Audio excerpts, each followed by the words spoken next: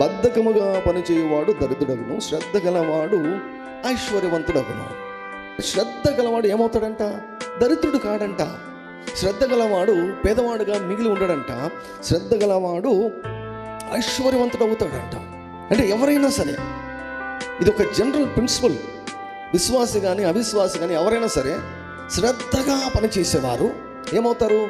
ఐశ్వర్యవంతులు అవుతారు. దరిద్రతతో ఎవరైనా ఉన్నారంటే ఒక ముఖ్యమైనటువంటి కారణం శ్రద్ధ లేదని అర్థము. బద్ధకము అన్నటువంటిది ఒక ముఖ్యమైనటువంటి కారణము అని అర్థం.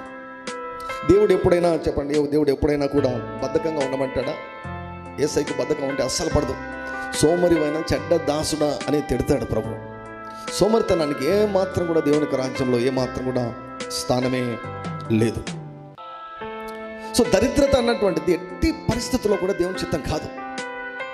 తాత్కాలికంగా ఒక సీజన్లో దరిద్రతతో ఉండొచ్చు, కానీ అది సంవత్సరాల తరబడి దశాబ్దాల తరబడి దరిద్రతలో ఉన్నారంటే అక్కడ ఒక ముఖ్యమైనటువంటి కారణం ఏమిటంటే శ్రద్ధ లేదు, లేక బద్ధకము అని చెప్పచ్చు. సో బద్ధకంగా ఉండండి దేవుడు చెప్పడు. ఎవరైతే శ్రద్ధ కలిగి ఉంటారో వారికి ఐశ్వర్యం వచ్చినట్లుగా దేవుడు నియమించాడు.